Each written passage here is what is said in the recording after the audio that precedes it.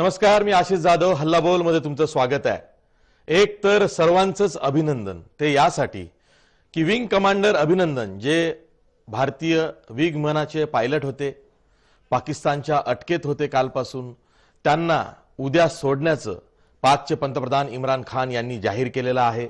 आज पाकिस्तानमध्ये पाकच्या संसदेचं जे 2 दिवसीय अधिवेशन बोलावण्यात आलं होतं त्याच्या दुसऱ्या दिवशी आज पाकचे पंतप्रधान इम्रान खान यांनी ही महत्त्वाची घोषणा केलेली आहे.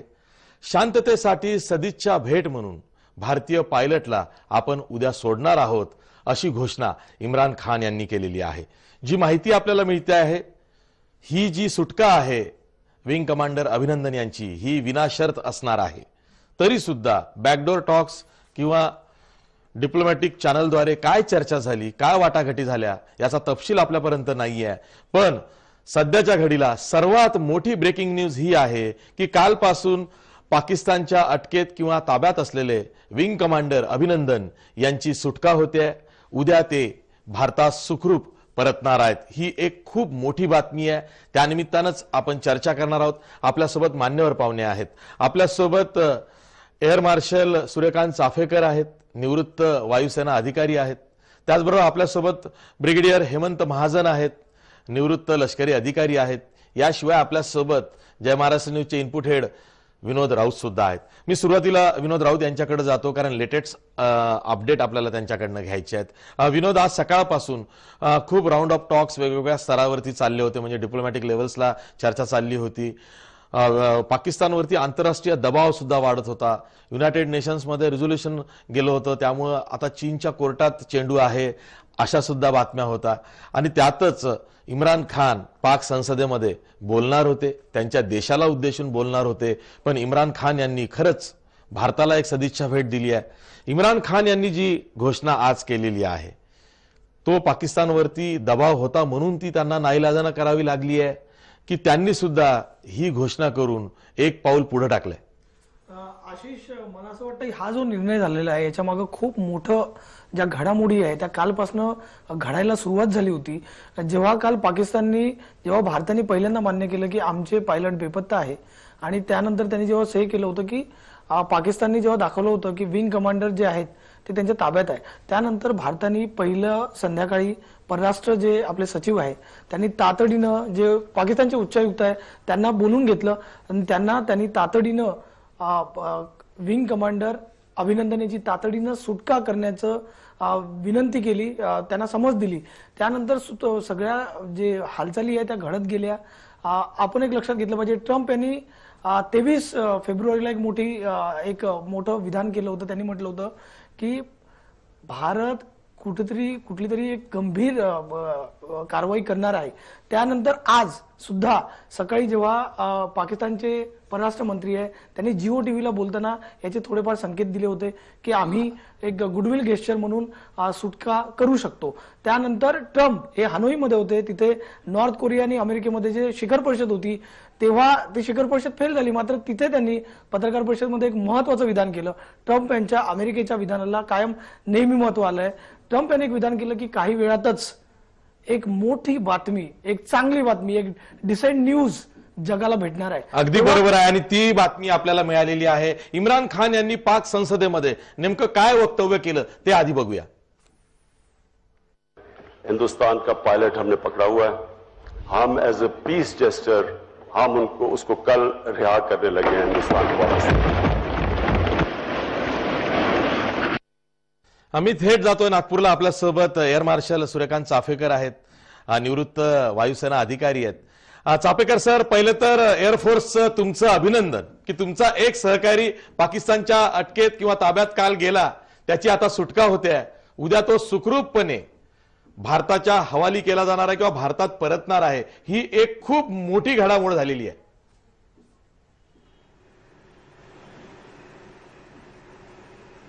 नक्कीच, आणि आनंदाची घडामोड आहे.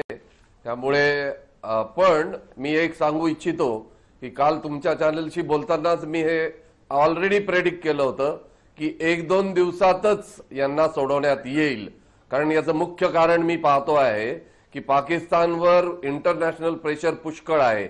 US, चायना, UK आणि फ्रान्स सुद्धा त्यांना सतत सांगेल की तुम्हाला पीस टॉकसाठी पुढे जावंच लागेल आणि त्याच्यासाठी या पायलटची सुटका करणं सर्वात महत्वाचं होतं आणि ते होईलच याची शक्यता होती आणि संभावना होती आणि ती पूर्ण झाली. त्यामुळे खरोखरच आनंद होत आहे.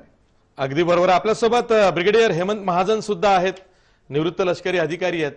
महाजन सर, तुम्ही आंतरराष्ट्रीय स्तरावर जर का विचार केला की एकीकडे डोनाल्ड ट्रम्प यांचं वक्तव्य आणि त्यानंतर लागलीच इम्रान खान यांनी अभिनंदन यांच्या सुटकेची घोषणा करणं, यामध्ये तुम्हाला काही संबंध दिसतोय का की खरंच भारताच्या कूटनीतीचा हा विजय आहे? कारण आज सकाळी पाकिस्तानचे जे परराष्ट्र मंत्री आहेत शाह महमूद कुरेशी यांचं असं एक वक्तव्य आलं की आम्ही अभिनंदन याला सोडायला तयार आहोत, पण त्या बदल्यात भारतानं एस्केलेशन करणार नाही अशी ग्वाही आम्हाला द्यावी किंवा चढाई करणार नाही याची ग्वाही द्यावी. आणि भारत म्हणत होतं की नाही, विनाशर्त तुम्ही अभिनंदनची सुटका करा. हा भारताच्या कूटनीतीचा विजय.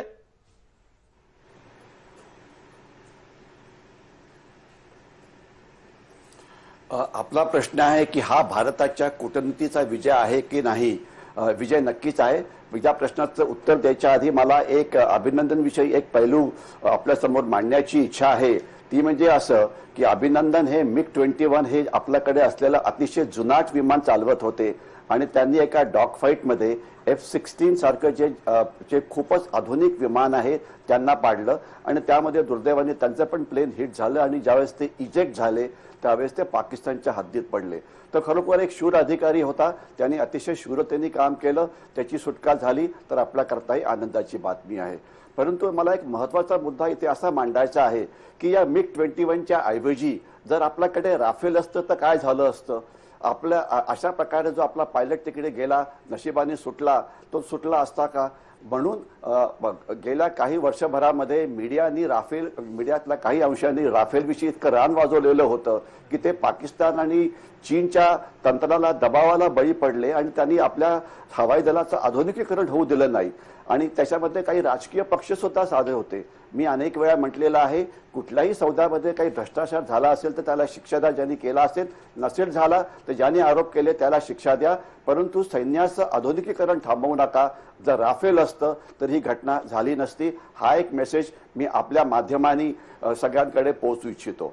आपला प्रश्न की भारतीय कूटनीतीचा विजय झाला का, असं समजू नका की फक्त भारताच्या डिप्लोमसीचा विजय झाला. आपल्या देशाकडे जी कॉम्प्रिहेन्सिव्ह नॅशनल पॉवर आहे त्याच्यामुळे आपला विजय झाला की केवळ नुसतं फॉरेन अफेअर्स मिनिस्टरनी बोलून गोड बोलून त्याला सोडवलं तसं नाही. आज भारतीय सैन्य दलं एका अतिशय आक्रमक पवित्र्यामध्ये उभी आहेत आणि गरज पडली तर अनेक गोष्टी होऊ शकतात. त्याच्याविषयी मी जास्त बोलणार नाही. तर त्याच्यामुळे सुद्धा पाकिस्तानवरती दबाव पडलेला आहे, कारण पाकिस्तान आज भारताशी पारंपरिक युद्ध करण्याच्या म्हणजे पवित्र्यामध्ये नाही. याचं कारण सरळ आणि सिंपल आहे की पाकिस्तानचं आज 50% सैन्य हे दहशतवादी विरोधी अभियान करत आहे. पाकिस्तानच्या आत वझिरिस्तानमध्ये असेल, अफगाण आणि पाकिस्तानच्या बॉर्डरवरती आहे, बलुचिस्तानमध्ये आहे. ते चायना पाकिस्तान इकॉनॉमिक कॉरिडॉरचं रक्षण करण्याकरता जवळजवळ 2 डिव्हिजन्स तिथे अडकलेले आहेत. त्याच्यामुळे पाकिस्तानी सैन्याची अवस्था तर नक्कीच चांगली नाही, कारण जर ते दहशतवादी अभियान सोडून जर सीमेकडे परत आले, कारण पहिले असं असायचं की 85% सैन्य हे पाकिस्तानी सीमेवरती असायचं आणि एक 15% असायचं हे अफगाणिस्तान सीमेवरती. परंतु या दहशतवादामुळे त्यांना खूप त्रास होतो आहे आणि त्यांनी अजून एक घोडचूक अशी केलेली आहे की त्यांनी इराणवरती पण हल्ला करण्याचा प्रयत्न केला आणि अफगाणिस्तानमुळे तर त्याच्यामुळे इराण पण चिडलेला आहे. तर या सगळ्या घटनांचा वापर करून इराण आणि अफगाणिस्तानची मदत घेऊन प्लस आपली सैनिकी ताकद याचा वापर करून प्लस डिप्लोमसी या सगळ्या ज्या आपल्या राष्ट्रीय शक्ती आहेत या सगळ्यांचा वापर झाल्यामुळे पाकिस्तानला भाग पडलं आणि त्यांनी आपल्या एका शूर अधिकाऱ्याला सोडलं. परंतु यापुढे काय, तर सध्या पाकिस्तान कठीण अवस्थेमध्ये आहे. आपण आपला दबाव जो आहे तो मानसिक आहे, आर्थिक आहे, डिप्लोमॅटिक आहे, सैन्याच्या दलामुळे आहे, हा चालूच ठेवला पाहिजे. कारण आपलं मुख्य लक्ष ज्यावेळेस सुरुवात झाली, ज्यावेळेस सर्जिकल स्ट्राईक 2 झाला मिराजच्या मदतीने, त्याचा मुख्य उद्देश होता की जो दहशतवाद पाकिस्तान भारतामध्ये पसरवतो आहे त्याला थांबवणं. तर जोपर्यंत ही दहशतवादाची लढाई संपत नाही तोपर्यंत आपल्याला दबाव टाकून वेगवेगळ्या आपल्या राष्ट्रीय शस्त्रांमुळे हा दहशतवाद थांबवलाच पाहिजे. दहशतवादी ट्रेनिंग कॅम्प थांबवले पाहिजे, त्यांचं भारतात घुसखोरी होती ती थांबवली पाहिजे. याच्याशिवाय जैश ए मोहम्मद सारखे जे दहशतवादी म्हणजे हा जो मसूद आहे तो किंवा लष्कर ए तोयबाचा जो आहे हाफिज सईद तो किंवा हिजबुल मुजाहिदचा जो सय्यद सलाउद्दीन आहे या सगळ्यांना पकडून तुरुंगात टाकलं पाहिजे. ते टीव्ही चॅनल समोर जाऊन मुलाखती देतात, पाकिस्तानमध्ये खुल्लम खुल्ला फिरत असतात. ते पाकिस्तानी सैन्याची एक मोठी ताकद आहे. म्हणून जसं मी मागे पण म्हटलं होतं, पुन्हा एकदा रिपीट करतो, लढाई संपलेली नाही, दहशतवादाच्या विरुद्ध सुरूच आहे आणि पुष्कळ काळ चालणार आहे. आपण पाकिस्तानवरती दबाव टाकणं हे चालूच ठेवायला पाहिजे. अगदी बरोबर आहे. मी पुन्हा सूर्यकांत चाफेकर यांच्याकडे जातो, निवृत्त वायुसेना अधिकारी आहेत. सर, याचे मॅट्रिक्स आणि ऑप्टिक्स सुद्धा तपासायला पाहिजे, कारण सध्याची जी परिस्थिती आहे तिला आपण युद्धजन्य परिस्थिती सुद्धा म्हणू शकत नाही, तणावाची परिस्थिती आपण म्हणू शकत होतो. आणि आपला एक पायलट विंग कमांडर अभिनंदन वर्तमान हा पाकिस्तानच्या अटकेत गेला होता. त्यामुळं आपल्याला त्याची सुटका करून घेणं, तसंच सरकारवरती दबाव सुद्धा विरोधी पक्षांचा आणि देशवासियांचा वाढत होता की ब्रिंग अभिनंदन बॅक अशी मोहीम सुद्धा सोशल मीडियातून चालत होती. त्यामुळे अभिनंदनला आधी परत आणणे हे टार्गेट झालेलं होतं किंवा हा उद्देश भारत सरकारचा झाला, तो आता सफल होताना दिसतोय. पण त्या बदल्यात दहशतवादाविरोधातली जी लढाई आपण सुरू केलेली आहे ती तारतास थांबवावी. कारण पाकिस्तानकडून असा आग्रह कदाचित केला जाऊ शकतो की आम्ही अभिनंदनला सोडतोय, त्या बदल्यात तुम्ही आमच्यावरती कुठल्याच प्रकारची चढाई करू नका. आणि त्याच वेळी पाकिस्तान दहशतवाद्यांच्या विरोधात कठोर कारवाई सुद्धा करत नाहीये. त्यामुळे पाकिस्तानच्या विरोधातला जो लढा आहे तो थांबता कामा नये किंवा पाकिस्तानच्या या सध्याच्या मूव्हवर किंवा या चालीवरून आपण सुद्धा फार हुरळून जाऊ नये असं वाटतं.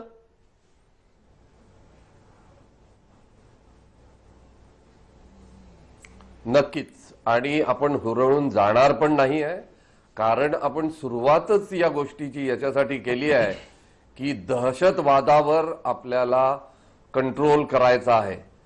आपली सुरुवात जी झाली होती, आपला जो सर्जिकल स्ट्राईक नंबर 2 म्हणतात तो झाला, तो JEMच्या अड्ड्यांवरच करण्यात आला. त्यामुळे आपली भूमिका पहिलेपासून अगदी स्पष्ट आहे आणि ती बदलण्याचं आता काही कारण पण नाही, कारण इंटरनॅशनली सुद्धा त्याची वाहवात झाली आहे. आपण कुठल्याही त्यांच्या सिव्हिलियन इन्स्टॉलेशनवर किंवा इंडस्ट्रियल इन्स्टॉलेशनवर किंवा मिलिटरी इन्स्टॉलेशनवर हमला केलेला नाही. दहशतवाद्यांवर ते लोक कारवाई करत नाहीत, त्यामुळे ते कारवाई आपण आपल्या हाती घेऊन तो हमला केला आणि दहशतवाद्यांचा नेस्तनाबूत केला. त्यामुळे याच्यानंतर अभिनंदनच्या सुटकेच्या बार्गेनमध्ये हा दहशतवाद्यांचा जो विषय आहे, तो दहशतवाद करण्याचा जो मुख्य मुद्दा आहे त्याला आपण डावलून चालणार नाही. आणि माझा विश्वास आहे की भारत तो डावलणार नाही, कारण इंटरनॅशनल प्रेशर जे क्रिएट झाला आहे पाकिस्तानवर त्याचा पूर्ण उपयोग करून आपण दहशतवादाला कंट्रोलमध्ये आणणे हे आपले मुख्य एम असला पाहिजे आणि तो आहेच. अगदी बरोबर आहे. साहेब म्हणत होते की मिग ऐवजी जर रफाल असतं तर काय झालं असतं. हा, बोला सर. तर हा एक पायलट म्हणून अगदी महत्वाचा विषय माझ्यासाठी आहे, म्हणून मी याच्यावर 2 शब्द सांगेन. की आपण जो सर्जिकल स्ट्राईक केला तो US आणि इस्रायली पायलट्सच्या बरोबरीने काय त्यांच्यापेक्षा वरचढ होता. कारण एकच, कारण US आणि इस्रायल जवळ लेटेस्ट एअरक्राफ्ट आहे, लेटेस्ट इलेक्ट्रॉनिक इक्विपमेंट आहे आणि त्यांना पाहिजे ती मदत सतत मिळत असते. आपल्या इथे जुने विमानं असली, इक्विपमेंट जुनं असलं तरी पायलटच्या प्रोफेशनलिझम आणि पायलटचं ट्रेनिंग आणि पायलटचा आत्मविश्वास या भरोशावर आपण लढाई करावयास अगदी सिद्ध आहे. हे एकदा आपण परत सिद्ध करून दाखवलं. कारण रफालवर खूप चर्चा होत होती, जगभर ती पसरत होती, त्यामुळे असं वातावरण निर्माण झालं होतं आणि लोकांच्या चर्चेत असं वातावरण होतं की हे मिळालं नाही तर अजिबात आपली पाठीचा कणाच तुटला. पण या इन्सिडेंटनी हे दाखवून दिलं की मशीन जरी कमजोर असली तरी प्रोफेशनलिझम त्याच्यावर कशी मात करून जे काही इक्विपमेंट आपल्याजवळ आहे त्याचा सर्वात ऑप्टिमल यूज करून आपण कसे सक्सेस मिळवू शकतो ही सक्सेस स्टोरी आपल्याला सांगते. मी दोघांनाही सर आवाहन करून हा प्रश्न आणि रफाल असतं तर काय झालं असतं. ठीक आहे, रफालवरती आपण वेगळी चर्चा करू कारण वेगवेगळे दावे आहेत आणि त्या चर्चेत आपण सध्या पडायलाच नको कारण अनेकांची अनेक मतं आहेत. आता त्याला कॅबिनेट कमिटीचा रिपोर्ट सुद्धा कदाचित येईलच, तो भाग वेगळा आहे, त्यावरती आपण नंतर कधीतरी सविस्तर चर्चा करू. पण तुम्ही दोन्ही निवृत्त अधिकारी आहात, तुमची छाती गर्वानं जेव्हा फुगते जेव्हा खरंच भारतीय लष्कर किंवा वायुदल किंवा नौदल चांगली कामगिरी करतं आणि ही जी सध्याची संधी आहे ती यासाठी महत्वाची आहे की आपण दहशतवादाच्या विरोधातला लढा लढतो आहोत. आपण पाकिस्तानवर आक्रमण करत नाही आहोत. आपला जो परवाचा एअर स्ट्राईक होता तो सुद्धा सिव्हिलियन टार्गेट्सवर नव्हता किंवा मिलिटरी एस्टॅब्लिशमेंटवर नव्हता, तो दहशतवाद्यांच्या ट्रेनिंग कॅम्प्सवर होता आणि तो आपला अधिकार आहे हेच आपण जगाला सांगतो आहोत. मला हेमंत ब्रिगेडियर या निमित्तानं तुम्हाला असा प्रश्न विचारायचा आहे आणि आता एखाद्या सैनिकाचं किंवा जवानाचं किंवा अधिकाऱ्याचं करेज, त्याची खंबीरता याविषयी जेव्हा चर्चा होते तर अभिनंदन जो वर्तमान आहे तो पकडला गेल्यावरती त्यांनी हवेत फायरिंग केलं. त्यानंतर जेव्हा त्याचं पाक लष्करानं इंट्रोगेशन केलं तेव्हा त्यांनी जेवढी जिनेवा कन्व्हेन्शन नुसार एखादी माहिती युद्ध कैद्यांनी द्यायची असते किंवा त्याला विचारायची असते तेवढाच तो बोललेला आहे. त्याच्या पलीकडे त्यांनी कुठलीही उत्तरं दिली नाहीत अशी सुद्धा माहिती येते. आणि अभिनंदन वर्तमानचं जर का बॅकग्राऊंड बघितलं, कौटुंबिक पार्श्वभूमी बघितली तर ती खरंच कोणत्याही तुम्हा सारख्या सैनिकाच्या किंवा लष्करी अधिकाऱ्यांचा ऊर अभिमानानं भरून येईल अशा पद्धतीची आहे. म्हणजे भारतामध्ये ही एक लेगसी किंवा वारसा आहे की सैनिकांमध्ये किंवा भारतासाठी सीमेवरती काहीतरी करावं ही असं वाटणारी कुटुंबाच्या कुटुंब आहेत, गावाच्या गावं आहेत आणि ती परंपरा आजही कायम आहे. अभिनंदन हे एक त्याचं उदाहरण आहे.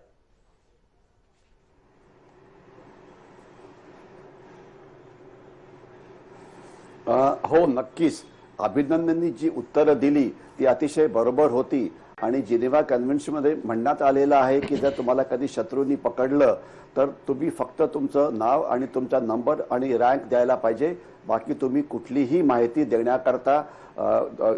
देण्याची गरज नाही. ते त्याने अतिशय उत्कृष्टरित्या केलं, त्याकरता त्यांचं पुन्हा एकदा अभिनंदन करायला पाहिजे. परंतु दुर्दैवाने आपल्या सोशल मीडियावरती त्यांच्याविषयीची पूर्ण माहिती अगदी व्हायरल झालेली होती. म्हणजे जे अभिनंदननी सांगितलं नाही ते आपल्या सोशल मीडियाने सगळं सांगितलं आणि त्याचे इतके व्हॉट्सअपवरती मेसेजेस पडत आहे. तर पुन्हा मी तुमच्या माध्यमाच्या थ्रू एक असं आवाहन करू इच्छितो की सध्या ही जी लढाई चालली आहे याच्यामध्ये माहिती युद्ध सुद्धा एक महत्वाचा पैलू आहे. त्याचे पुष्कळ पैलू आहेत, थोडक्यात सांगायचा प्रयत्न करतो. एक महत्वाचा पैलू म्हणजे शत्रूकडून चुकीची माहिती पाकिस्तानकडून आपल्याला देणं, एखादा व्हिडिओ पाठवणं जसा त्यांनी अभिनंदनचा पाठवला होता. आपल्यापैकी कोणीही तो व्हिडिओ व्हायरल करण्याची गरज नव्हती, पण दुर्दैवाने काहींनी तो व्हिडिओ व्हायरल केला. हे दुर्दैवाचं आहे. अशामुळे पुष्कळ मानसिक परिणाम होऊ शकतात. तसं भारतीय सैन्य तगडं आहे, अशा एखाद-दोन व्हिडिओनी फरक पडणार नाही, परंतु देशाच्या नागरिकांमध्ये सुद्धा डेस्पोन्डन्सीचं वातावरण केलं जातं. म्हणून पाकिस्तान अशा प्रकारची जी चुकीची माहिती पाठवते ती अजिबात पुढे फॉरवर्ड करायला नको कुठल्याही सोशल मीडियाच्या माध्यमातून. आणि दुसरं असतं की आपली माहिती ते शोधण्याचा प्रयत्न करतात. आता आपण अभिनंदननी काय केलं, कसं केलं, कसा होता, काय होता, फॅमिली डिटेल काय होते, हिस्ट्री काय होती, हे आपणच जर सोशल मीडियाचा टाकायचा प्रयत्न केला तर ही माहिती पाकिस्तानला मिळते. अभिनंदननी दिली नाही, परंतु आपल्या लोकांनी आपल्या सोशल मीडियाने दिली. हे दुर्दैवाचं आहे. कारण सोशल मीडियामुळे आजकाल प्रत्येक माणसाला हातात मोबाईल फोन असल्यामुळे असं वाटतं की ते कुठल्या तरी प्रसिद्ध टीव्ही चॅनलचे अँकर आहेत किंवा कुठल्या तरी प्रसिद्ध वर्तमानपत्राचे एडिटर बनलेले आहेत, त्यांच्या हातात ती ताकद आलेली आहे. परंतु ही ताकद जर आपल्या हातात आली असेल तर त्याबरोबर आपली रिस्पॉन्सिबिलिटी सुद्धा वाढते. जुन्या काळामध्ये ज्यावेळेला युद्ध व्हायची त्यावेळेला मीडियावरती पूर्णपणे सेन्सरशिप केली जायची. आजकालचं हे युद्ध झालं हे टेलिवाइज वॉर झालंय. आजची जी सिच्युएशन आहे म्हणजे काही वेळा असं झालेलं आहे की एक IPLची क्रिकेट मॅच तर नाही चाललेली की बाय बॉल कॉमेंट्री चाललेली आहे. तर म्हणून मला वाटतं हे जे वार्तांकन होतं यामध्ये थोडं समजुतीने स्वतःहून सेल्फ ज्याला सेन्सरशिप म्हणायची ती ठेवायला पाहिजे. शत्रूविषयी आपण खुल्लमखुल्ला बोलू शकतो, त्याला काहीही प्रॉब्लेम नाही, त्याच्यामध्ये काहीही गुप्त नसतं. परंतु स्वतःविषयी माहिती देणं हे सगळ्या भारतीयांनी सोशल मीडियावरून थांबवलं पाहिजे. आपले नातेवाईक सैन्यामध्ये असतात, आपल्याला अनुभव असतो, अनेक गोष्टी असतात, तर हे व्हायला नको. आणि त्याच्या याच युद्धामधला माहिती युद्धाचा एक दुसरा पैलू असा आहे की हे माहिती युद्धामध्ये ते आपल्या काही लोकांना संवर्ट करायचा प्रयत्न करतात, ज्यांचा वापर दहशतवादी म्हणून केला जाऊ शकतो. सोशल मीडियावरती गडबड करायला, खोटी आयडेंटिटी पासून करायला त्याचा वापर केला जाऊ शकतो, किंवा घातपाताची कृत्य, रेल्वेला ऍक्सिडेंट करणे वगैरे असं केला जाऊ शकतो. तर अशावरती सुद्धा आपण लक्ष ठेवायला पाहिजे. आणि याच्याशिवाय जी देशाची प्रॉपर्टी आहे, खास तर जी महत्वाची सैन्याची ठिकाणं किंवा अशी मोठी महत्वाची ठिकाणं, तर देशाची प्रॉपर्टी ही आपली स्वतःची प्रॉपर्टी आहे. असं समजून आपण सगळ्यांनी आज एक सैनिक आणि गुप्तहेर बनण्याची गरज आहे. जिथे आहात त्या भागामध्ये तुम्हाला हातात बंदुका घेऊन काय काश्मीरमध्ये जायची गरज नाही. तिथे सैन्य दलं आहेत, ती त्यांची कारवाई ही चांगल्या पद्धतीने करतील. परंतु आपण जर तुम्ही माहिती पाकिस्तानच्या सोशल मीडियावरने काही काढले की पाकिस्तानी सैन्याचं मनोबल कसं आहे, ते काय म्हणतात, तर ते अशी माहिती फिरवायला काही म्हणजे त्यात काही हे नाही. परंतु स्वतःची माहिती देणं, चुकीची माहिती पसरवणं, संवर्ट न होणं, देशाची प्रॉपर्टी लक्ष ठेवणं हे आपलं काम आहे. आणि मला खात्री आहे की तुमच्या माध्यमातून हा मेसेज म्हणजे मी काही द्यायची गरज नाही. बहुतेक सगळे भारतीय देशप्रेमी आणि देशभक्त असतात, ते स्वतःच करतील. परंतु आज एक सेल्फ कन्स्ट्रेंट, सेल्फ सेन्सरशिपची गरज आहे. ती मला खात्री आहे की ते नक्कीच सगळेजण करतील आणि अशा प्रकारचे व्हिडिओज, अशा प्रकारची माहिती यापुढे व्हायरल करणार नाहीत. अगदी बरोबर आहे. नाहीतर प्रसार माध्यमांना या सध्याच्या परिस्थितीमध्ये उपहासानं न्यूज दल म्हटलं गेलेलं आहे. म्हणजे काही मेसेज तसे गेलेले आहेत, व्हायरल झालेले आहेत की नौदल, भूदल, वायुदल बरोबर आता न्यूज दल सुद्धा आहे. त्या चौथ्या न्यूज दल जो आहे आणि तो सगळ्यात त्याला म्हणूया ना की तो प्रभावी नाही आहे, पण तुम्ही म्हणता त्या शब्दामध्ये तो हिकमती आहे, तो दुधारी आहे, तो कसाही वागला सैरभैर सुद्धा होऊ शकतो. अगदी बरोबर आहे तुमचं. आणि ही खरंच ही सर्वांसाठीच म्हणजे आमच्यासाठी सुद्धा एक चांगली समज आहे. मी पुन्हा जातोय एअर मार्शल सूर्यकांत चाफेकर यांच्याकडे. चाफेकर सर, इम्रान खान याची खरंच कसोटी लागली होती, कारण तिथं सुद्धा पाक जनतेचा रेटा खूप मोठा होता की भारताला काहीतरी उत्तर द्या. अशा परिस्थितीमध्ये एक भारतीय पायलट पाकिस्तानच्या ताब्यात होता आणि आज इम्रान खाननं पाकच्या संसदेमध्ये जी घोषणा केलेली आहे, कारण बघा पाकची संसद ही त्यांच्यासाठी सुद्धा सर्वोच्च असं व्यासपीठ असेल, कारण जनतेला उद्देशून त्यांचं ते भाषण होतं. इम्रान खाननी हा जो निर्णय घेतलाय हा खरंच एक चांगला निर्णय. आणि तो निर्णय जाहीर करताना इम्रान खान असं म्हणालेले आहेत की शांततेसाठी सदिच्छा भेट म्हणून भारतीय पायलटला आम्ही सोडतो आहोत. तर इम्रान खानच्या घोषणेकडे तुम्ही कसं बघताय?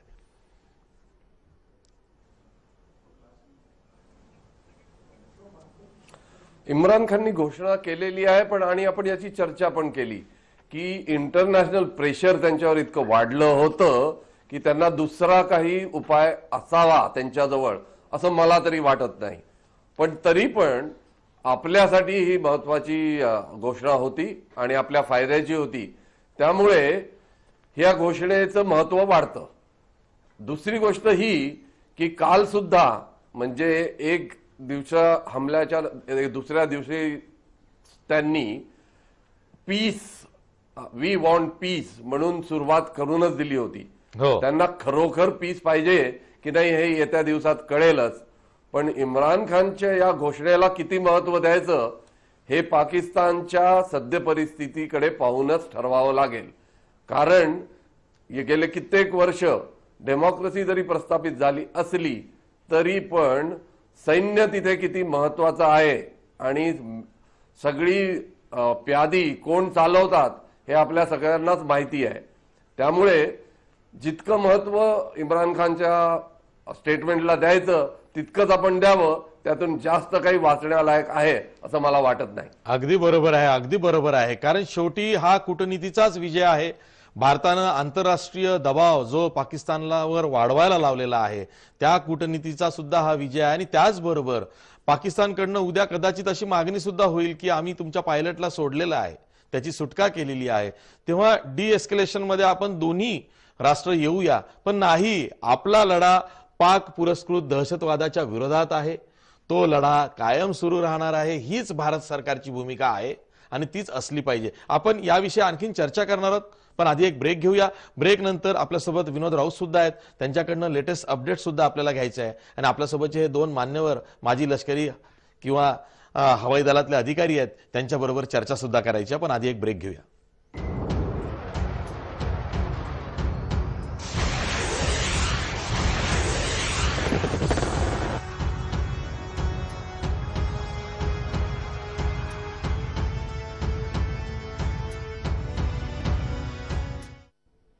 ब्रेक नंतर पुन्हा तुमचं स्वागत। तुम्ही बघताय हल्लाबोल आणि सर्वांचंच अभिनंदन, कारण विंग कमांडर अभिनंदन वर्तमान यांची सुटका उद्या होणार आहे।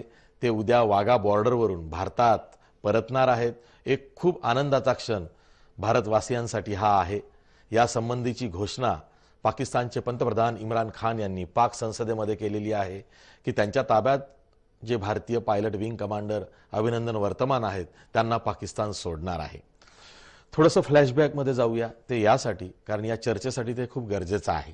परवा भारतानं एअर स्ट्राईक केला, तो अगदी बालाकोटपर्यंत केला, म्हणजे खैबर पख्तूनख्वा हा जो अफगाणिस्तानच्या सीमेलगतचा भाग आहे तिथवर आपली 12 मिराज विमानं पहाटे गेली आणि त्यांनी तिथे बॉम्ब वर्षाव केला।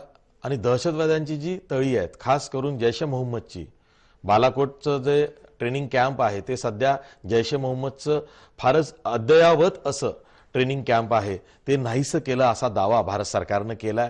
त्यानंतर पाक लष्कर जागं झालं, कारण रडार यंत्रणा भेदून भारताची मिराज विमानं ही पाकिस्तानच्या हद्दीत गेली होती।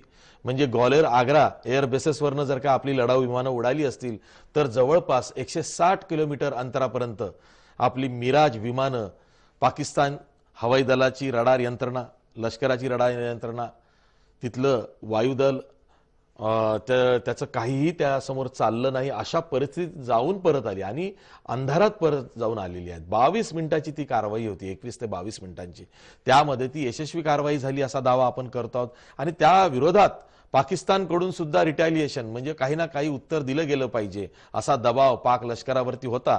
म्हणून काल पहाटे 6:30च्या सुमारास पाक लष्कराकडून सुद्धा पाकच्या हवाई दलानं 3 त्यांचे F-16 हे लढाऊ विमानं भारतीय हद्दीत घुसवली। नौसेरा सेक्टरकडनं ती घुसली आणि तिथं त्यांना इंटरसेप्ट करताना भारताकडून MiG-21 ही विमानं झेपावली आणि त्यात जी हवेत चकमक झाली आपल्या मिगची त्यांच्या F-16 बरोबर, आपण त्यांचं F-16 खाली पाडलं, त्यांनी आपलं MiG-21 हे खाली पाडलं, आपलं मिग हे त्यांच्या हद्दीत पडलं आणि तिथे अभिनंदन वर्तमान यांना पाक लष्करानं अटक केली आणि कालपासून ते पाकिस्तानच्या अटकेत आहेत। आता त्यांची उद्या सुटका होते आहे। या दरम्यान काल संध्याकाळच्या सुमारास परराष्ट्र मंत्रालयाची पत्रकार परिषद होणार होती आणि आधी असं कळवण्यात आलं पत्रकारांना की परराष्ट्र सचिव V.K. गोखले ही पत्रकार परिषद घेणार आहेत। तेव्हा सर्वांना असं वाटलं की भारत सुद्धा जवाबी हमला किंवा प्रत्युत्तर देण्यास तयार आहे, कारण दरम्यानच्या काळात भारत सरकारनं 8 जी विमानं तळं आहेत, आपली एअरपोर्ट्स आहेत, तिथून सिव्हिल एव्हिएशन बंद केलं होतं तात्पुरतं, तिथनं नागरी उड्डाणं बंद केली होती आणि ती एअरफोर्ससाठी खुली केली गेली होती। आणि म्हणून मग परराष्ट्र सचिव V.K. गोखले काय सांगतात याकडे सर्वांचं लक्ष लागलं होतं। पण परिस्थितीची नजाकत ओळखून V.K. गोखले यांच्या ऐवजी परराष्ट्र मंत्रालयाचे रवीश कुमार हे जे प्रवक्ते आहेत ते आलेत आणि त्यांनी पत्रकार परिषद घेतली नाही तर केवळ निवेदन केलं आणि त्यामध्ये त्यांनी हे मान्य केलं की अभिनंदन किंवा त्यांनी नाव घेतलं नाही पण आमचे एक मिग पायलट हे पाकिस्तानच्या ताब्यात आहेत असं कळतंय, आम्ही त्याची पुष्टी करतो आहोत एवढंच ते म्हणाले। आणि त्याचबरोबर भारताची जी भूमिका आहे, भारताचा जो स्टँड आहे त्याचा सुद्धा त्यांनी पुनरुच्चार केला। तो काय आहे तर आमची लढाई पाकिस्तानच्या विरोधात नाहीये, पाक पुरस्कृत दहशतवादाच्या विरोधात आहे। आम्ही जे टार्गेट्स भेदले एअर स्ट्राईक दरम्यान ते दहशतवाद्यांचे ट्रेनिंग कॅम्प्स होते, हीच भारत सरकारची भूमिका राहिली। म्हणजे it was non military preemptive strike, हीच भूमिका काल भारत सरकारची होती आणि दरम्यान वेगवेगळ्या चॅनलला म्हणजे वेगवेगळ्या चॅनल्सवर लेवल्सवरती भारतानं बोलणी सुरू केली होती. एक तर मोठमोठे जी राष्ट्र आहेत त्यांच्या मार्फत पाकिस्तानवरती दबाव बनवणे, संयुक्त राष्ट्राबरोबर भारताने चर्चा करणे, तिथे एखादं रेझोल्युशन मूव्ह करणे, किंवा अमेरिकेबरोबर चीन बरोबर स्वतः परराष्ट्र मंत्र्यांनी बोलणं करणे, पाकिस्तानवर त्यांच्या मार्फत दबाव येतो का ते बघणे, डिप्लोमॅटिक चॅनल्सवरती पाकिस्तानच्या उच्चायुक्तांना, जे प्रभारी उच्चायुक्त आहे सईद हैदर यांना बोलवून घेतलं, त्यांना पुलवामा हल्ल्याचं डॉझियर म्हणजे पुरावे दिले, त्याचबरोबर अभिनंदन यांची बिनशर्त सुटका करा अशी मागणी सुद्धा केली. आणि त्यानंतर आज पाकिस्तानचे पंतप्रधान इम्रान खान यांनी ही अभिनंदन यांच्या सुटकेची घोषणा केलेली आहे. मी जातोय विनोद राऊत यांच्याकडे. विनोद, ही सविस्तर माहिती सांगण्याचा उद्देश हाच होता की बघा, कुठलीही गोष्ट सोपी नसते. कूटनीती असेल किंवा एकमेकांवरती दबाव आणणे असेल, आणि अशा वेळी की जेव्हा सीमेवरती प्रचंड तणाव आहे, युद्धजन्य परिस्थिती आहे अशी चर्चा आहे, देशवासीय युद्ध हवं की नको या चर्चेत आहे, अशा वेळी कुठलीही पावलं फार सजगतेनं, जोखमेनं आणि खूप सावधगिरीनं उचलावी लागतात. त्यात भारत यशस्वी झाला असं म्हणू शकतो. नक्कीच आशिष, आपण असं म्हणू शकतो. सगळ्यात पहिला स्ट्राईक जो होता, जो आपण म्हटलंय नॉन मिलिटरी प्रीएम्प्टिव्ह स्ट्राईक, हा भारताने केला. आपण पाकिस्तानच्या डीप इनसाइड म्हणजे अगदी खैबर पख्तूनवाला पर्यंत गेलो आपण, जिथं आजपर्यंत आपण कधी क्रॉस 1971 नंतर पहिल्यांदा आपण आतमध्ये गेलो. या सर्व कारवाईनंतर जे आपण दहशतवादाचे अड्डे तिथे उद्ध्वस्त केलं, यानंतर स्वाभाविक एक प्रतिक्रिया पाकिस्तानमध्ये पण उमटली होती. तिथे सुद्धा आपण जर बघितलं सगळं संसदेचे भाषणापासून सगळं, तिकडे एक दबाव होता, व्यापक दबाव सुद्धा होता. लष्कराचं सुद्धा डिक्रेडिट म्हणजे ओसामा बिन लादेन यांना पकडल्यानंतर जे कमांडो कारवाईमध्ये ठार केलं होतं अॅबोटाबादमध्ये, त्यानंतर पहिल्यांदाच लष्कराची अशी नाचक्की, पाकिस्तानच्या लष्कराची नाचक्की पहिल्यांदा अशी झाली असेल. त्यामुळं कुठेतरी भारताला त्यांच्याच भाषेमध्ये उत्तर दिलं पाहिजे अशी सगळी पाकिस्तानच्या जे लष्कर आहे आणि पाकिस्तानचं जे सिव्हिलियन नेतृत्व आहे याच्यावरती तिथला जनमताचा रेटा होता. त्यामुळे त्यांना कुठली तरी थातूर मातूर म्हणा किंवा कुठलीही म्हणा, त्यांना कारवाई करणं भाग होतं. त्याच रीतीनं त्यांनी दुसऱ्या दिवशी कारवाई केली. सकाळी सीमेत त्यांचे F-60 विमानं घुसले. त्यांनी काही लष्करी तळांना टार्गेट केल्याचं कळलं. त्यानंतर हे सगळं झालं. मला असं वाटतं की दुसऱ्या दिवशी जेव्हा पाकिस्ताननी रिटॅलिएट करण्याचा प्रयत्न केला, तो थातूर मातूर का असना पण रिटॅलिएट केलं. आणि जेव्हा पाकिस्तानमध्ये आपले जे विंग कमांडर आहे अभिनंदन, ज्यांची उद्या सुटका होत आहे, ते जेव्हा त्यांच्या ताब्यात गेले, तेव्हा थोडं डिप्लोमॅटिक लेवलवरती भारताला यावं लागलं. कारण ताबडतोब इम्रान खान यांनी पत्रकार परिषद घेतली. पत्रकार परिषदेमध्ये जर आपण सखोल गेलो तर त्यांनी सुरुवातीला सगळी आव्हानं दिली भारताला.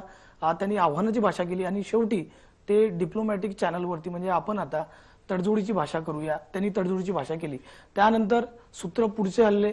कारण जरी लष्करी आपण ताकद आहोत, भारत लष्करी ताकद आपलं खूप सामर्थ्य आहे, तरी पण डिप्लोमॅटिक चॅनल, लष्कराच्या ताकदीसोबत डिप्लोमॅटिक चॅनल पण ओपन करावं लागतं. ही पण एक महत्वाची गोष्ट आहे. त्यानंतर जे सगळे सौदी अरेबियापासनं तर अमेरिकेपर्यंत जे डिप्लोमॅट्स होते ते सगळेजण एकमेकांच्या संपर्कात होते. दबाव विंग कमांडर अभिनंदन यांची सुटका तातडीने व्हावी ही आपल्यासाठी सर्वात महत्वाची बाब ठरली होती. डिस्केलेशनच्या नंतर दोन्ही देशांमध्ये जे तणावाचं वातावरण होतं, त्यानंतर या सगळ्या डिप्लोमॅटिक लाईन ज्या ओपन झाल्या, त्यानंतर मला असं वाटतं हे कूटनीतीचं पण मोठं यश आहे.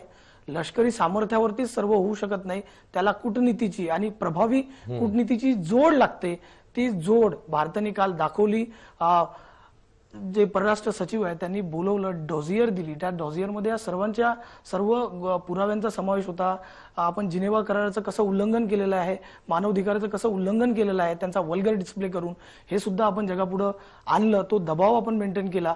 आणि त्यानंतर अमेरिकेचे जे माईक पॉम्पिओ आहे, त्यांचे जे परराष्ट्र मंत्री, हे पण अतिशय सक्रिय होते. कालपासून कमीत कमी 4 वेळा त्यांनी दोन्ही देशाशी बोलणं केलं. चीननी सुद्धा ह्या हल्ल्यानंतर थोडी मध्यस्थीची भूमिका घेतली. म्हणजे त्यांनी भारताचा ज्या रीतीनं पाकिस्तानला जे अपेक्षित होतं त्या प्रकारची कुठलीही प्रतिक्रिया चीननी अधिकृतरित्या दिली नाही. त्यामुळं मध्यरात्री जेव्हा सुरक्षा परिषद होती संयुक्त राष्ट्राची, त्यामध्ये सुद्धा 3 मोठ्या देशांनी म्हणजे ग्रेट ब्रिटन, फ्रान्स आणि अमेरिकेने मसूद अझरची जे सगळी जैश मोहम्मद आहे त्याला ब्लॅकलिस्टेड करण्याचा प्रस्ताव आणला.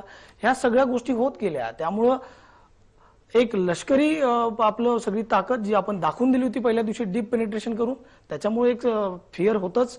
आणि त्यानंतर हे सगळे डिप्लोमॅटिक चॅनल ज्या ओपन केल्या त्याच्यानी ह्या सगळ्या दोन्ही याचं जे एक गठबंधन झालं हे आलं त्याची ही मला वाटतं फलनिष्पत्ती आहे. त्याचं हे सक्सेस आहे की आज इम्रान खान यांना काही तासामध्ये त्यांच्या सुटकेची संसदेमध्ये घोषणा करावी लागली. ठीक आहे. आपल्यासोबत पुन्हा सूर्यकांत चाफेकर आहेत, माजी वायुसेना अधिकारी आहेत, air marshal Suryakant Chaphekar. Sir, मी थोडासा वेगळा प्रश्न विचारतो. राजकीय पत्रकार आहे आणि त्यात मला फार सारस्य आहे आणि मला असं वाटतं की सगळ्या वादाचे मूळ हे कुठे ना कुठे राजकीय असतातच आणि त्या अनुषंगाने सुद्धा आपण चर्चा केलीच पाहिजे. सर, मला तुम्हाला एक असा प्रश्न विचारायचा आहे की आता पाकिस्तान हे सांगू शकतं की बघा, भारताचा पायलट जो आमच्या अटकेत होता, ताब्यात होता, त्याला आम्ही सोडतो आहोत, त्यामुळे आता भारतानं आमच्यावर कुठल्याही प्रकारची चढाई करू नये. जरी भारत हे सांगत असेल की हा त्यांचा दहशतवादाविरोधातला लढा आहे, तरी आमच्या भूमीवरती ते हल्ले करतायत आणि त्याचे पुरावे ते सुद्धा उद्या सादर करतील आणि त्यांनी केला असा दावा त्यांनी इंटरनॅशनल मीडियाकडे केलेला आहे. प्रश्न असा आहे की पाकिस्तान दहशतवादाच्या विरोधात काही कारवाई करत नाही किंवा सांगतही नाही की आम्ही काय नेमकी अशी कठोर कारवाई केली.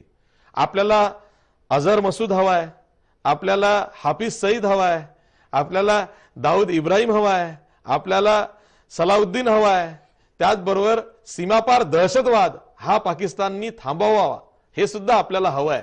त्याबद्दल इम्रान खान बोलत नाही आणि म्हणूनच भारतीयांना असं वाटतं की राजकारण थोडंसं बाजूला ठेवूया, निवडणुका थोड्याशा बाजूला ठेवूया, पाकिस्तानवरती जो दबाव मेंटेन केला गेलेला आहे सध्या तो तसाच राहिला पाहिजे, कारण आपली लढाई ही दहशतवादाच्या विरोधात आहे.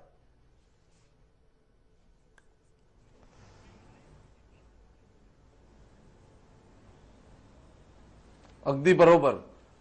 जसं आपलं पहिले पण चर्चा केली आणि त्यात आपण स्पष्टपणे एक गोष्ट निदर्शनास आली आहे की सध्या जी परिस्थिती आहे त्यात जगाचे सर्व देश भारताच्या मागे भक्कमपणे उभे आहेत. अशी स्थिती मिलिटरी ऍक्शनमुळे, डिप्लोमॅटिक ऍक्शनमुळे आणि एकंदर पाकिस्तानच्या विरुद्ध सगळ्यांचे विचार असल्यामुळे निर्माण झाली आहे. अशी परिस्थिती जर परत निर्माण करायची तर ते फार कठीण गोष्ट होऊन बसणार आहे. त्यामुळे सद्य परिस्थितीचा पूर्ण फायदा घेत आपण त्यांना भाग पाडलं पाहिजे की यानंतर आतंकवाद ते करणार नाहीत. ते नुसतं हे म्हणून होणार नाही तर त्यांना ते कृत्यात दाखवावं लागेल आणि कृत्यात दाखवायचं असेल तर मसूद अझरला देशाबाहेर काढा किंवा सलाउद्दीनला देशाबाहेर काढा अशी मागणी करून ते जितक्या लवकर होऊ शकेल ते पाहावं लागेल. आणि हे जे प्रेशर जे निर्माण झालं आहे, इंटरनॅशनल प्रेशर, याचा पूर्ण उपयोग आपण केलाच पाहिजे. सध्या आपल्याकडील इलेक्शन वगैरे या गोष्टी बाजूला ठेवून सध्या फक्त पाकिस्तान आणि भारत संबंध आणि आतंकवाद थांबवणे हे दोनच विषय आपण लक्षात घेतले पाहिजे. आणि इम्रान खानवर जरी किती प्रेशर केलं, सिव्हिल डेमोक्रेटिक सेटअप त्यांचा जो आहे त्याच्यावर कितीही प्रेशर केलं तरी त्यांच्या लष्करावर ते प्रेशर कायम राहिलं पाहिजे हे बघणं फार महत्वाचं आहे. कारण तिथे यांच्या शॅडोमध्ये वावरणारे लोक दुसरेच आहेत. सगळं काही आपल्या देशात जशी डेमोक्रेसी आहे तशी तिथे नाही. त्यामुळे इम्रान खानच्या हातात किती गोष्टी आहेत हे आपल्यालाही तेवढंच माहिती आहे जितकं पाकिस्तानला माहिती आहे. त्यामुळे हा दबाव कमी करण्यात अर्थ नाही असं मला वाटतं. आणि या दबावाचा पूर्णपणे जर उपयोग करून घ्यायचा असेल तर हा दबाव कायम ठेवला पाहिजे. आणि ते करताना दहशतवाद यानंतर भारत खपवून घेणार नाही हे पुन्हा पाकिस्तानला सांगावंच लागेल. आणि त्याच्यासाठी आपण त्यांना मुद्दे दिले पाहिजे की दहशतवाद थांबवत आहात जर तुम्ही तर तुम्ही या 1, 2, 3 गोष्टी करून दाखवा आणि लवकरात लवकर करून दाखवा. ते एक इंडिकेशन असेल भारताला की तुम्ही खरोखरच मनापासून दहशतवादाच्या विरुद्ध काही करू इच्छिता. नुसतं बोलून आता चालायचं नाही, त्यांची ऍक्शन आपल्याला दिसली पाहिजे. त्यामुळे हा दबाव असतानाच आपण पुढाकार घेऊन सगळ्या इतर देशांची मदत घेऊन त्यांना भाग पाडलं पाहिजे की दहशतवाद आम्ही थांबवू. अगदी बरोबर आहे. ब्रिगेडियर हेमंत महाजन, मला हाच प्रश्न थोडासा फिरवून विचारायचा आहे की व्हॉट नेक्स्ट. जर का भारताच्या वतीनं युद्धविरामाची भाषा चुकून झाली तर पाकिस्तान पुन्हा जैसे थे परिस्थितीत येऊ शकतो आणि त्यामुळेच हा दबाव त्यांच्यावरती सतत मेंटेन झाला पाहिजे. कारण पाकिस्तानमध्ये केवळ लोकनियुक्त सरकार कधी असतं नसतं, आता आहे, इम्रान खान पंतप्रधान आहेत, पण पाकिस्तानी लष्कर हे सर्व आहे आणि लष्कराची भाषा पाकिस्तानच्या हे पाकिस्तानियांना सुद्धा कळत नाही, ती आपल्याला कशी कळावी हाही प्रश्न आहे. त्यामुळं इथून पुढे काय आणि किती कठोर आपण वागलं पाहिजे.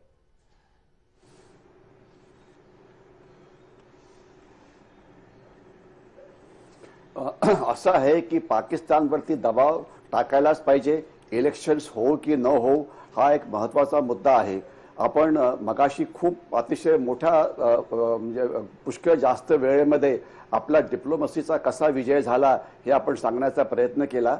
परंतु डिप्लोमसीच्या म्हणजे या लढाईमध्ये आपण फक्त एकच पाऊल पुढे टाकून जिंकलेलो आहे.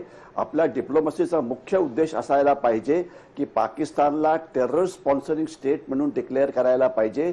युनायटेड नेशन्सचा फायनान्शियल ॲक्शन टास्क फोर्स आहे, त्यांनी पाकिस्तानला ऑलरेडी ग्रे लिस्टमध्ये टाकलेलं आहे.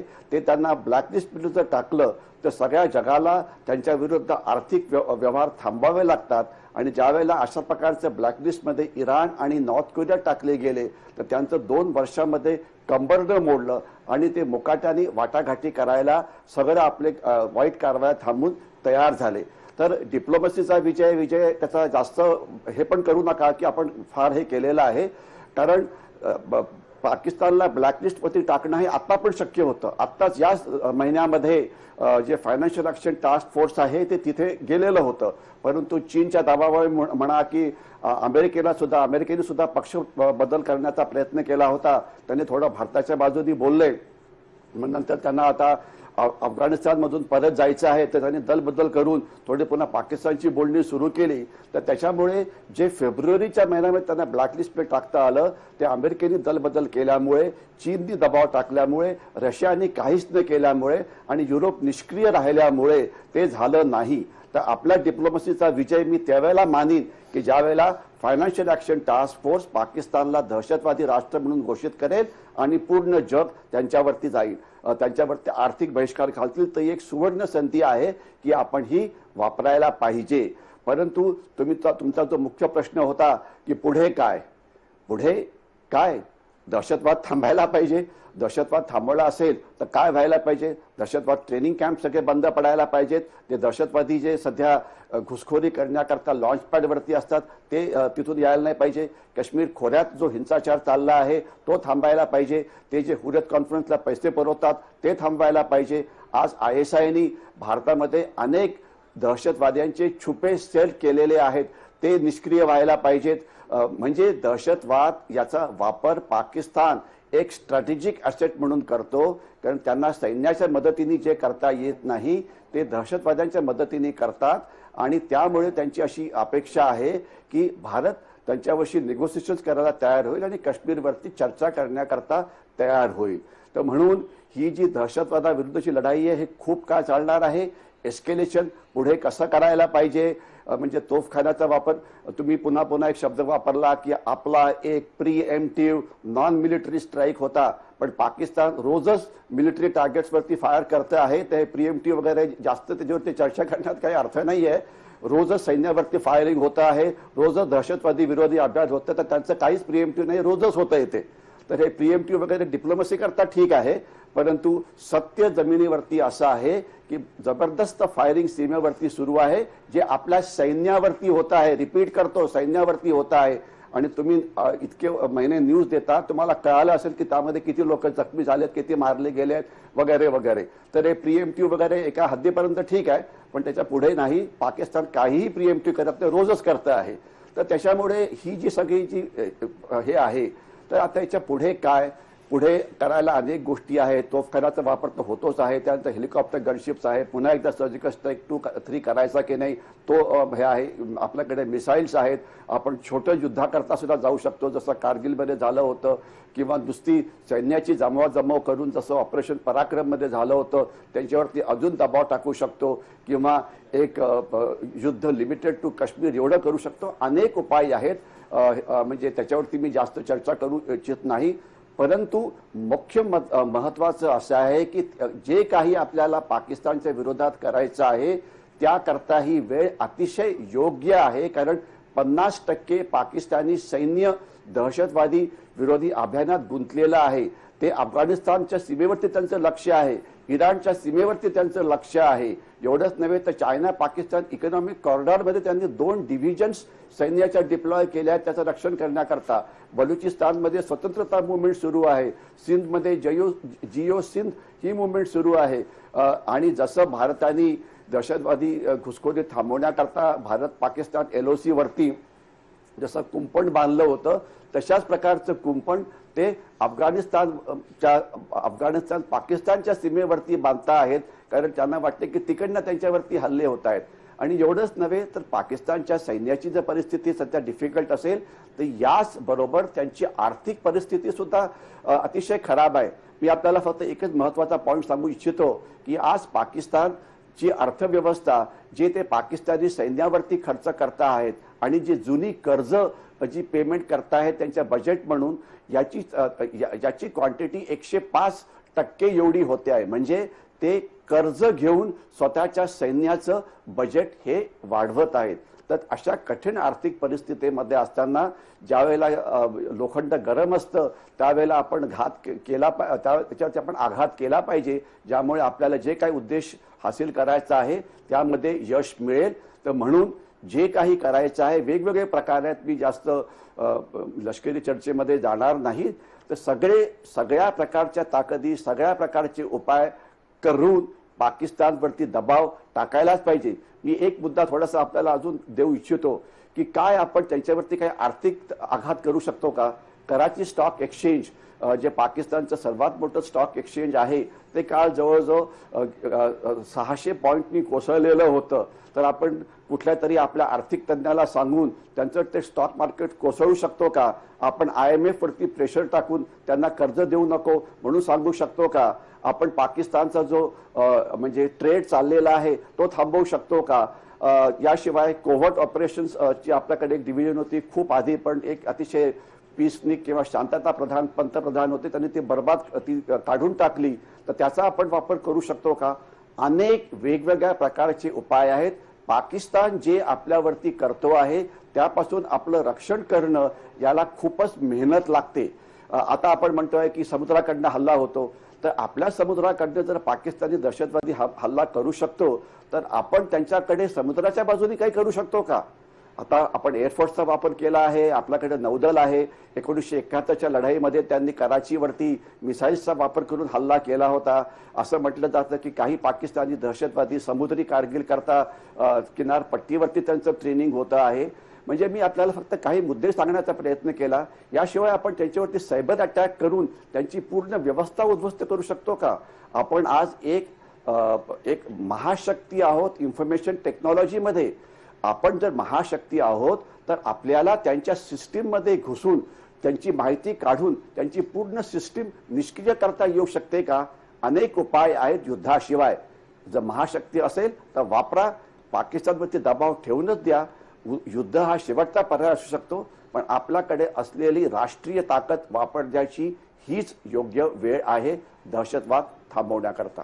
अगदी बरोबर आहे. खरं तर आम्ही सामान्य भारतीय ज्यांना आम्ही लेमॅन म्हणतो स्वतःलाच, त्यांना सुद्धा आपली लष्करी ताकद या गेल्या काही दिवसांमध्ये दिसलेली आहे की आपलं सामर्थ्य किती आहे आणि आपले ज्या सीमा आहेत त्या कोणाच्या हातात किती सुरक्षित आहेत याचा एक खूप मोठा विश्वास आम्हा सामान्य भारतीयांना या निमित्तानं आलेला आहे. सर, हेमंत महाजन असतील किंवा सूर्यकांत चापेकर असतील, या दोन्ही माजी लष्करी आणि वायुसेना अधिकाऱ्यांचे मी आभार मानतो. आपल्यासोबत विनोद राऊत सुद्धा होते, त्यांचेही धन्यवाद. युद्धज्वर हा पसरलेला आहे, ठीक आहे, युद्ध करायचं नाही करायचं हा एक वेगळा राजनैतिक किंवा राजकीय निर्णय आहे, पण आज आपला एक पायलट विंग कमांडर अभिनंदन वर्तमान हा परत भारतात येतोय. उद्या वाघा बॉर्डरवरून पाकिस्तानमधून सुटून तो भारतात येणार आहे. ही एक खूप कौतुकास्पद, अभिनंदनास्पद आणि सर्वांसाठी आनंदाची बाब आहे. सर्वांचे आभार मानतो. इथेच थांबतो. पाहत राहा जय महाराष्ट्र न्यूज.